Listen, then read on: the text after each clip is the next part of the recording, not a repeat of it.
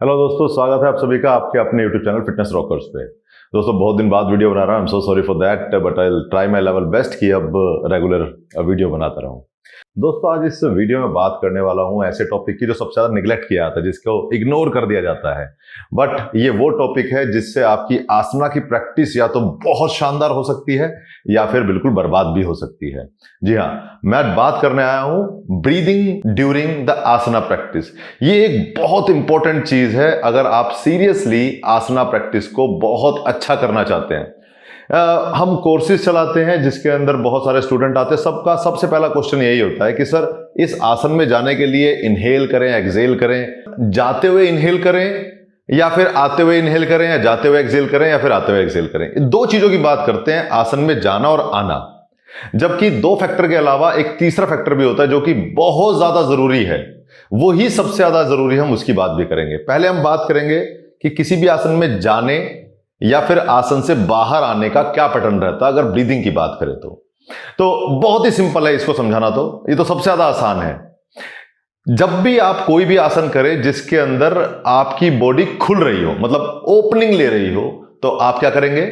Inhale. और जब भी वो बंद हो रही हो तो क्या करेंगे? एक्सहेल। तो अब हम एक एग्जांपल ले लेते हैं। लाइक मुझे फॉरवर्ड बेंडिंग करनी है, तो अगर मैं फॉरवर्ड बेंडिंग कर रहा हूं तो I am closing my body, तो यहां पे एक्सहेल करेंगे। और अगर मैं बैक बेंड ले रहा हूं तो क्या हो रहा है? ओपनिंग द चेस्ट, तो यहां पर इनहेल होगा। बस यही पैटर्न सब जगह चलता है, कुछ एक दो आसनों को छोड़कर। ठीक है, हम उनकी बात नहीं करेंगे, बट 95-96% आसनों में यही पैटर्न चलेगा कि जब भी आप एक्सपेंशन ले रहे होंगे तो इनहेल, और जब भी वो कोलैप्स हो रहे होंगे तो एक्सहेल, यानी कि बंद हो रहे होंगे तो इनहेल एक्सहेल। राइट। अब लोग क्या करते हैं, जैसे ही हाथ ऊपर लेके जाते हैं तो क्या करेंगे? इनहेल, यहां तक इनहेल किया, उसके बाद क्या किया? सांस को रोक लिया और फिर बाकी के ऊपर। तो इस केस में बेसिकली चक्कर आना या फिर एक घबराहट सी होना बहुत आम बात है। तो जब आप इनहेल करते हैं तो आपको वो कंट्रोल करना पड़ेगा। इनहेल, एक्सहेल, ऐसे नहीं करना और सांस को रोक लिया। यही प्रॉब्लमेटिक आपके लिए बन जाएगा और आप अपनी आसन प्रैक्टिस को छोड़ देंगे। देखिए, जब हम सूर्य नमस्कार वगैरह करते हैं तो क्या करते हैं? Inhale arms up and arch back, exhale down, inhale right leg back, then blah blah blah thing. तो that is known as vinyasa, जहां पर आप इनहेल में एक मूवमेंट लेंगे, एक्सहेल में दूसरी मूवमेंट लेंगे। बट आसनों की प्रैक्टिस के अंदर तीसरा एक और एलिमेंट जुड़ जाता है, that is when you are in asana. तीसरा एलिमेंट क्या है? जब आप आसन में हैं तब क्या करना है? और यही सबसे ज्यादा लोग फंसते हैं। एक क्लास में लोग हेड स्टैंड करते हैं लेकिन बार बार नीचे गिर जाते हैं। उसका सबसे मेन रीजन होता है कि वो इनहेल करते हुए जाते हैं, एक्सहेल करते हुए बाहर आते हैं। वो सब तो ठीक चलता है, लेकिन प्रॉब्लम कहां आती है? जब वो आसन में जाते हैं तो सांस को रोक लेते हैं।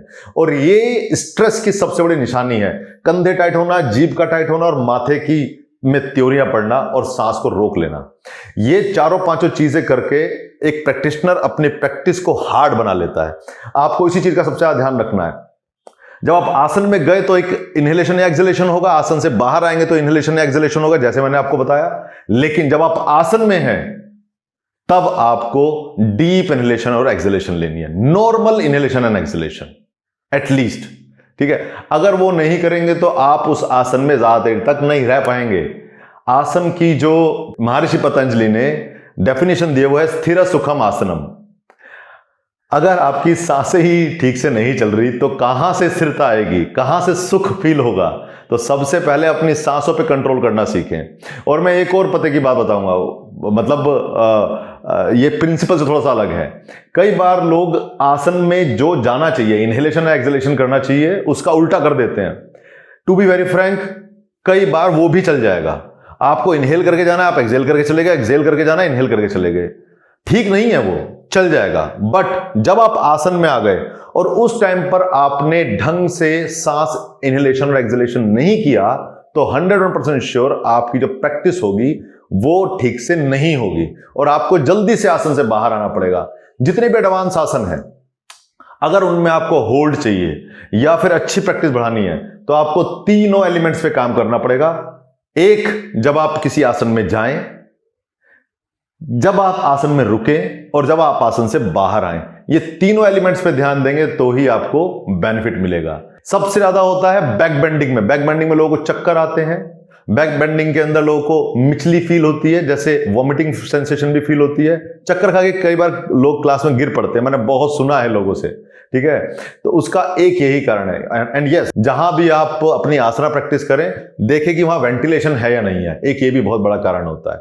तो आप समझिए, आपकी आसना प्रैक्टिस के साथ अगर आपने ब्रीदिंग को, दोनों को अच्छे से मिलाया नहीं, मिक्स नहीं किया, दोनों को कोऑर्डिनेट नहीं किया, तो फिर प्रॉब्लम होनी तय है।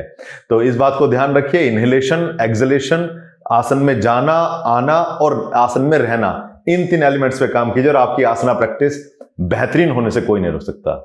ऐसी और इंफॉर्मेशंस के साथ में अभी दोबारा से नई नई वीडियोस की लिस्ट लेके आता रहूंगा। आप बने रहिए मेरे साथ इसी तरीके से मेरे YouTube चैनल फिटनेस रॉकर्स पे, और ज्यादा से ज्यादा इस वीडियो को फैलाएं, स्प्रेड करें, and let the fitness rock.